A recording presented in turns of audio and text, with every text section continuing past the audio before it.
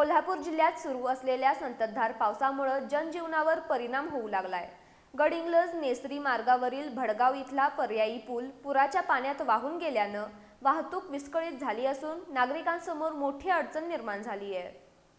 कोल्हापूर जिल्ह्यात गेल्या काही दिवसांपासून सुरू असलेल्या मुसळधार पावसामुळे नद्या आणि ओढे दुथडी भरून वाहत आहेत।